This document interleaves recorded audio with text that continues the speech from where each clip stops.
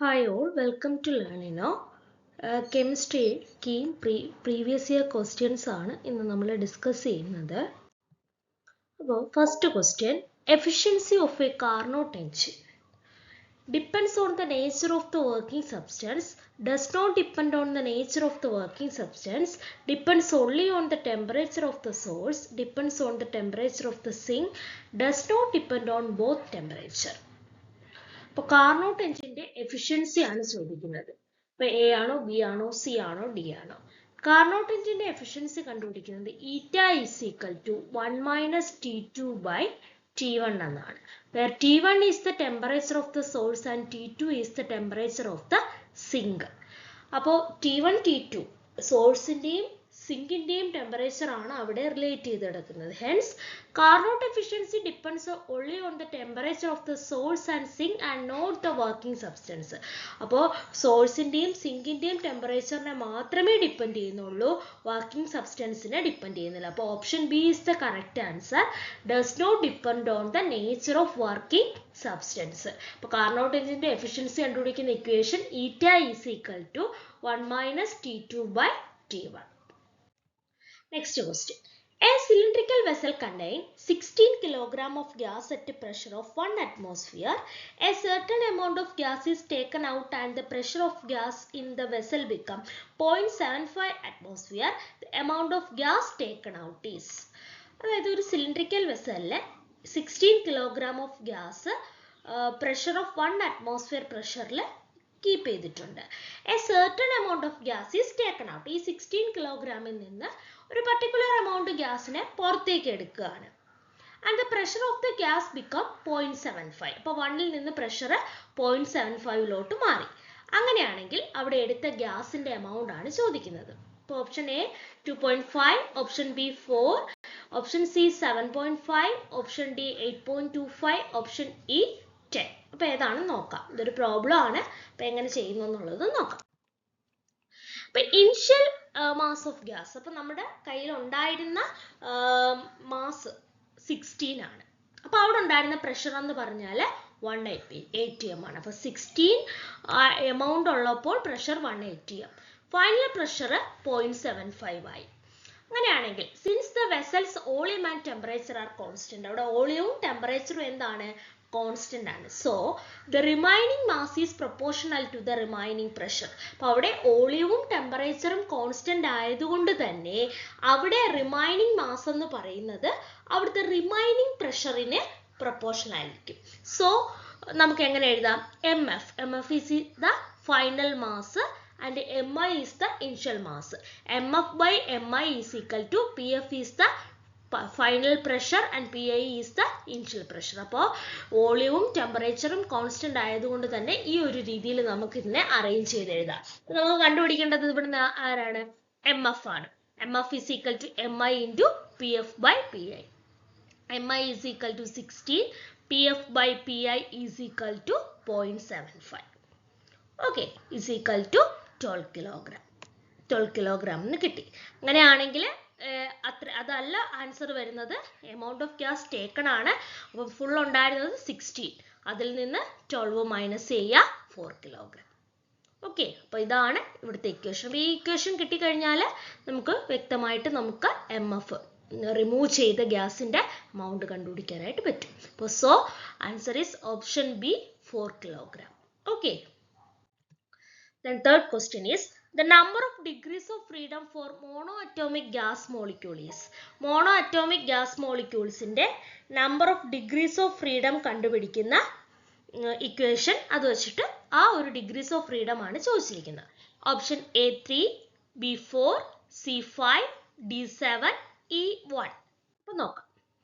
ഒരു mono atomic gas molecule എന്ന് പറഞ്ഞാൽ ഒരാറ്റമുള്ള, ഇപ്പൊ ഹീലിയം, നിയോൺ, ആർഗോൺ പോലുള്ള mono atomic gas molecule. Only one kind of motion it has translation moving in the 3 spatial direction. അപ്പൊ ഇതിന് ഒരു മോണോ അറ്റോമിക് എടുത്താൽ XYZലുള്ള ട്രാൻസ്ലേഷൻ മോഷൻ ആയിരിക്കും അവിടെ ഉണ്ടായിരിക്കുക. It does not have rotation or vibrational degrees of freedom. അതുകൊണ്ട് അത് ഓർത്തു വയ്ക്കുക. മോണോ അറ്റോമിക് ഗ്യാസ് മോളിക്യൂൾസ് ആണെങ്കിൽ അവിടെ റൊട്ടേഷനോ വൈബ്രേഷനോ ഒന്നും വരുന്നില്ല. that contribute the thermal energy in the kinetic theory of gases. Therefore, total number of degrees of freedom is 3. അപ്പോൾ X Y Z ഈ 3 ആക്സിസിലോട്ടുള്ള ഡിഗ്രീസ് ഓഫ് ഫ്രീഡം മാത്രമേ വരുന്നുള്ളൂ. സോ 3 ആണ് അവിടെ ആൻസർ. ഒരു കാര്യം ഓർക്കുക, മോണോ അറ്റോമിക് ഗ്യാസ് മോളിക്യൂൾസിന് ഒറ്റ ടൈപ്പ് മോഷനേ ഉള്ളൂ, ട്രാൻസ്ലേഷനിലാണ്. അതായത് 3 സ്പെഷ്യൽ ഡയറക്ഷൻ എക്സ് വൈ ഇസഡിലോട്ടുള്ള ട്രാൻസ്ലേഷൻ മോഷൻ മാത്രമേ ഉള്ളൂ.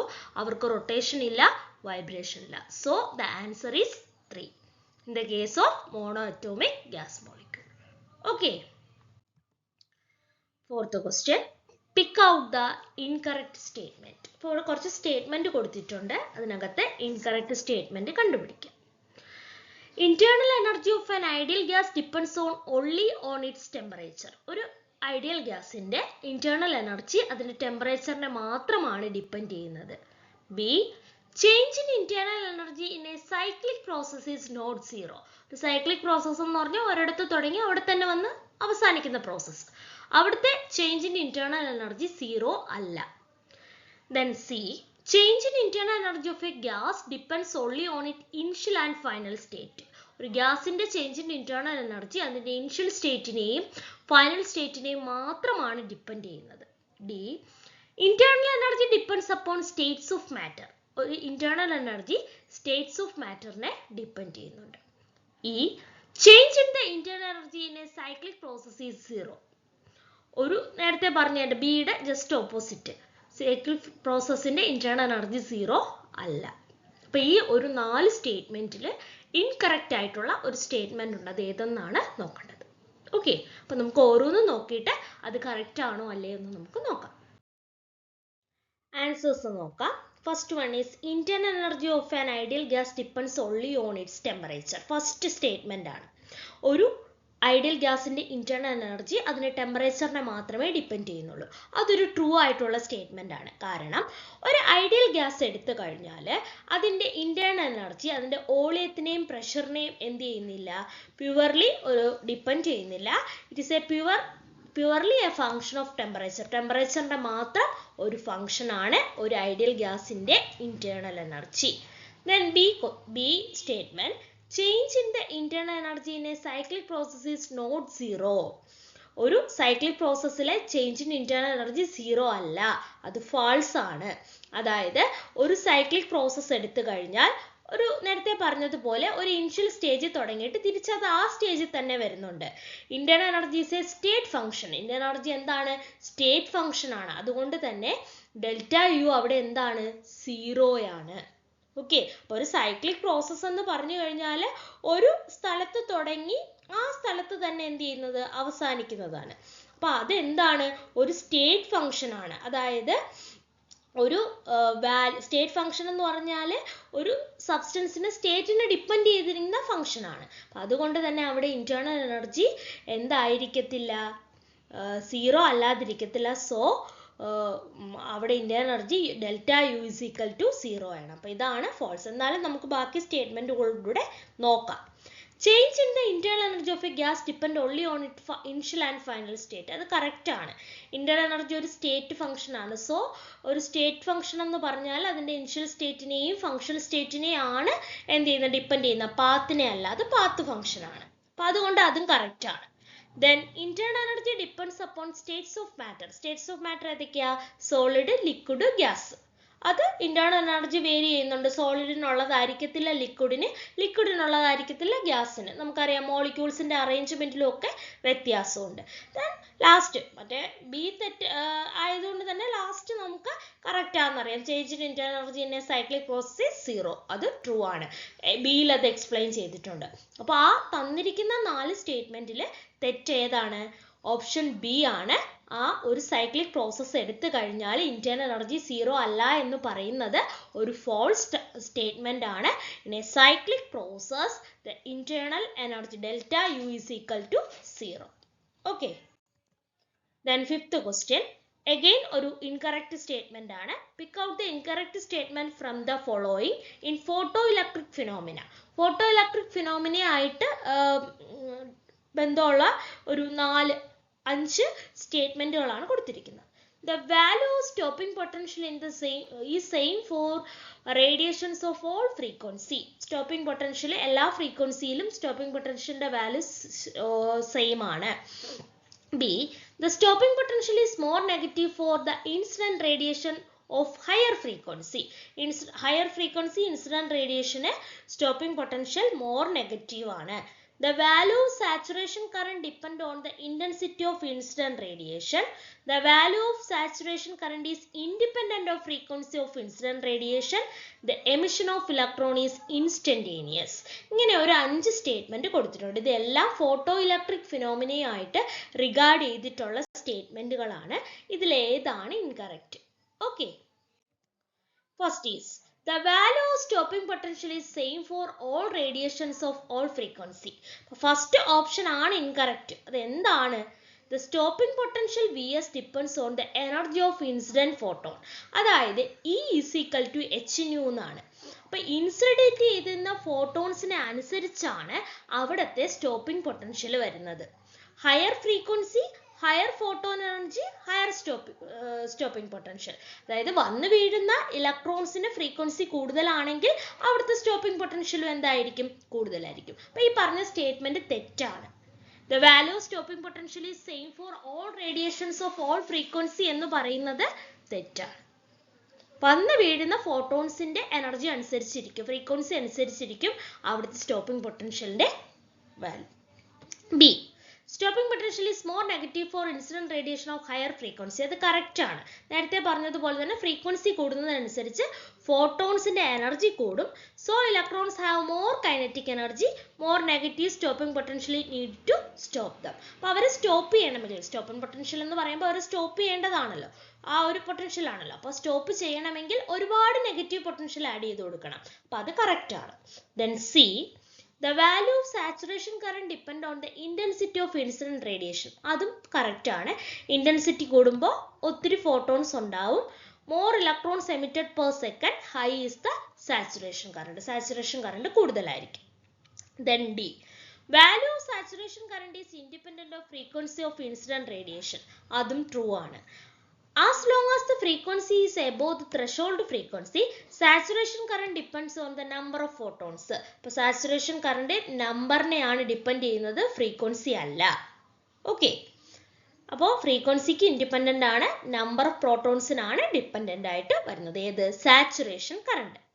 The emission of electron is instantaneous. Correct ആണ്. Even at very low intensity, electrons are emitted immediately if frequency exceeds the threshold frequency. അതായത് വന്നു വീഴുന്ന ഫോട്ടോൺസിന്റെ ഫ്രീക്വൻസി ത്രെഷോൾഡ് ഫ്രീക്വൻസിയെ എക്സീഡ് ചെയ്യുന്ന സമയത്താണ് emission നടക്കുന്നത്. അത് ലോ ഇന്റൻസിറ്റിയിലാണെങ്കിൽ കൂടി ഈ ഫ്രീക്വൻസി എക്സീഡ് ചെയ്ത് കഴിഞ്ഞാൽ അവിടെ എമിഷൻ നടക്കുന്നുണ്ട്. So that statement is true. അപ്പോൾ ഓപ്ഷൻ എ ആണ് ഇൻകറക്റ്റ് ആയിട്ട് വരുന്നത്. സ്റ്റോപ്പിംഗ് പൊട്ടൻഷ്യൽ എല്ലാ റേഡിയേഷൻസിനും, എല്ലാ ഫ്രീക്വൻസി റേഡിയേഷൻസിനും സെയിം അല്ല. അത് എനർജി ഓഫ് ഇൻസിഡന്റ് ഫോട്ടോൺസിനെ ഡിപ്പെൻഡ് ചെയ്യും. ഓക്കെ. Then 6.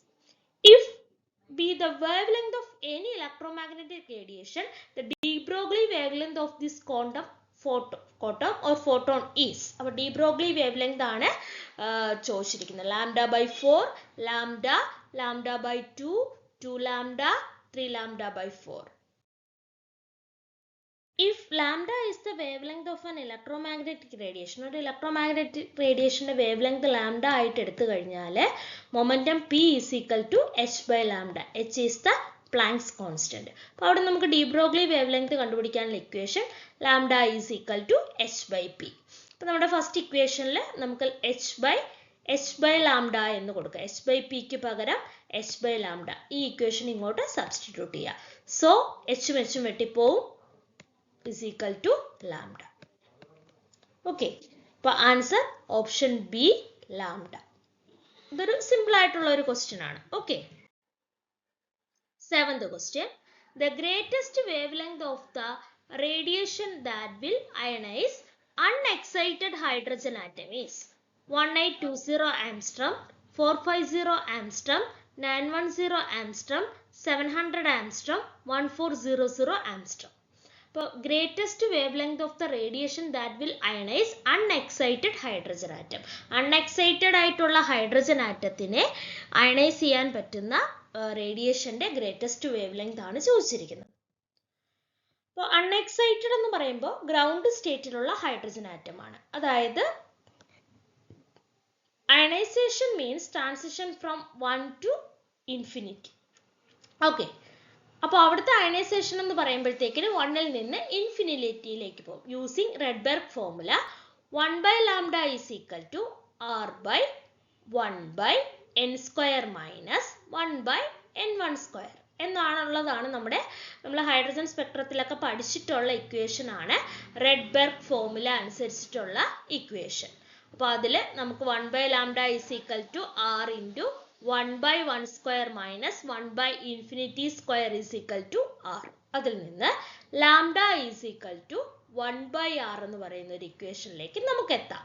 1/r റെഡ്ബർഗ് കോൺസ്റ്റന്റ് എത്രയാ? 1.097 into 10⁻⁷ മീറ്റർ. സോ റെസിപ്രോക്കൽ എടുക്കുന്ന സമയത്ത് 9.12 into 10⁻⁻8 meter, that is equal to 912 angstrom. അപ്പോൾ ഇവിടെ അപ്രോക്സിമേറ്റ് ആണ്. സോ നമുക്ക് ഓപ്ഷൻ സി 910 ആയിട്ട് എടുക്കുക. അത് അപ്രോക്സിമേറ്റ് വാല്യൂ ആയതുകൊണ്ട് തന്നെ അതിനോട് അടുത്ത് നിൽക്കുന്ന വാല്യൂ ആയിരിക്കും നമ്മുടെ ആൻസർ. അപ്പോൾ റെഡ്ബർഗ് ഫോർമുല ഓർത്തു വയ്ക്കുക. അപ്പോൾ അയണൈസേഷൻ എന്ന് പറയുമ്പോൾ 1-ൽ നിന്ന് ഇൻഫിനിറ്റിയിലേക്ക് പോവുകയാണ്. അപ്പോൾ n1ന്റെ അവിടെ 1 കൊടുക്കുക, n2ന്റെ അവിടെ ഇൻഫിനിറ്റി കൊടുക്കുക, then λ is equal to 1/r എന്ന് പറയുന്ന ഇക്വേഷൻ എടുക്കുക. Okay, so option C is the answer.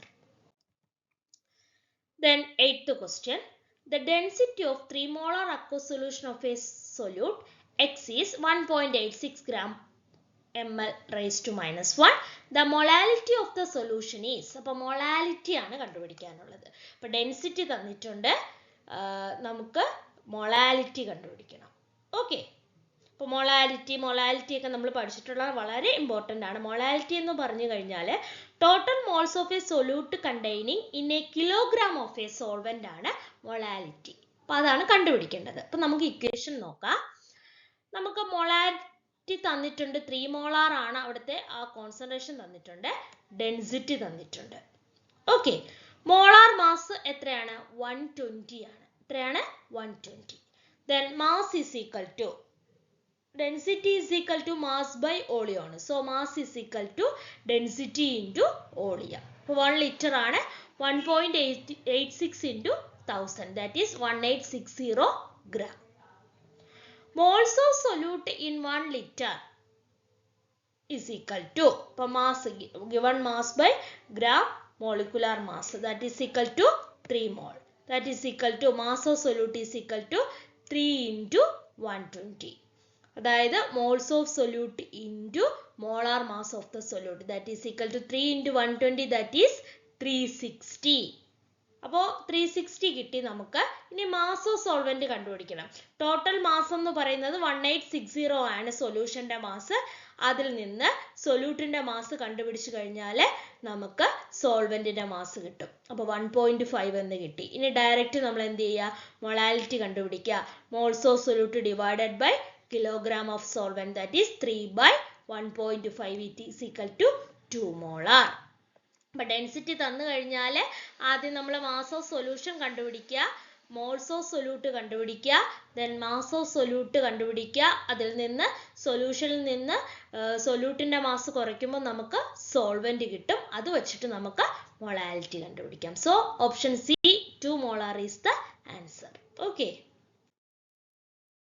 And the question, which of the following experimental phenomena is explained by wave nature of electromagnetic radiation? Electromagnetic radiation ന്റെ wave nature explain ചെയ്യുന്ന phenomena ഏതാണ്? A. Black body radiation, B. Photoelectric effect, C. Diffraction, D. Variation of heat capacity of solid as a function of temperature, E. Line spectra of atom with reference to hydrogen. നോക്കാം. The phenomena that explained by the wave nature of electromagnetic radiation is diffraction. ഒരു electromagnetic radiation ന്റെ wave nature നെ കുറിച്ച് പറയുന്ന phenomena ആണ് diffraction. Diffraction is a purely wave phenomena that showing bending and spreading of waves. Waves ന്റെ bending ഉം spreading നെ പറ്റി പറയുന്ന ഒരു ഫിനോമിനയാണ് diffraction. Black body radiation, photo electric effect, heat capacity variation and line spectra all require quantum theory for explanation. ബാക്കിയുള്ളതിന് എന്താ വേണ്ടത്? ക്വാണ്ടം തിയറി എക്സ്പ്ലനേഷൻ ആണ് വേണ്ടത്. ഡിഫ്രാക്ഷൻ ആണ് വേവ് നേച്ചറിനെ കുറിച്ച് എക്സ്പ്ലെയിൻ ചെയ്യുന്ന phenomena. Okay. Then 10th question, which of the following pair of oxide is neutral? Neutral oxide ഏതൊക്കെയാണ്? Al2O3 Na2O, Al2O3 As2O3, Cl2O7 Na2O, Cl2O7 Al2O3, CO and N2O. അപ്പോൾ ഇവിടെ ഒരു 5 പേര് തന്നിട്ടുള്ളതിൽ ഏത് പേരാണ് ഓക്സൈഡ്സ് ആണ് ന്യൂട്രൽ? Acidic, basic, neutral. അപ്പോൾ അതിൽ ന്യൂട്രൽ ഏതാണ്? Neutral oxides are those which shows neither acidic nor basic character. നേരത്തെ പറഞ്ഞതുപോലെ അസിഡിക്കും അല്ല ബേസിക്കും അല്ലാത്തവരാണ് neutral. Common neutral oxide CO, NO, N2O ഇവർ ഒക്കെയാണ് കോമൺ ആയിട്ടുള്ള ന്യൂട്രൽ ഓക്സൈഡ്. അപ്പോൾ അത് വെച്ചിട്ട് നമുക്ക് നോക്കാം. Al2O3 ആംഫോട്ടറിക് ആണ്. Na2O ബേസിക് ആണ്. ആംഫോട്ടറിക് ആകുമ്പോൾ രണ്ടായിട്ടും ആക്ട് ചെയ്യും. Al2O3 അഗൈൻ ആംഫോട്ടറിക് ആണ്. As2O3 അസിഡിക് ആണ്. ഓക്കെ. Cl2O3 അസിഡിക് ആണ്. Na2O ബേസിക് ആണ്. Cl2O7 അസിഡിക് ആണ്. Al2O3 ആംഫോട്ടറിക് ആണ്. ലാസ്റ്റ് CO ന്യൂട്രൽ ആണ്. N2O ന്യൂട്രൽ ആണ്. കാരണം നമ്മൾ ഈ 3 പേരെ പഠിച്ചു വെച്ചിരുന്നാൽ മതി. ഈ 3 പേര് വരുന്ന ആയിരിക്കും നമ്മുടെ ന്യൂട്രൽ ആയിട്ടുള്ള ഓക്സൈഡ്സ്. അപ്പൊ CO, N2O അത് മാത്രം ഓർത്ത് വെച്ചിരുന്നാൽ മതി. ബാക്കി എല്ലാവരും അസിഡിക്കും ആംഫോട്ടറിക്കും ബേസിക്കും ഒക്കെ ആയിരിക്കും. ഇവർ വരുന്ന കോമൺ ആയിട്ട് ഇവർ വരുന്ന പേഴ്സ് ആയിരിക്കും neutral oxides. So the correct answer is option E, CO and N2O. Okay. അപ്പോൾ നമ്മൾ ഇത്രയും ക്വസ്റ്റ്യൻസ് പ്രീവിയസ് ക്വസ്റ്റ്യൻസ് ആണ് ഡിസ്കസ് ചെയ്തത്. അപ്പോൾ ഇങ്ങനത്തെ ഉള്ള ക്വസ്റ്റ്യൻസ് ആണ് നമുക്ക് കീമിന് എക്സ്പെക്ട് ചെയ്യാൻ പറ്റുന്നത്. ഓക്കെ. Thank you.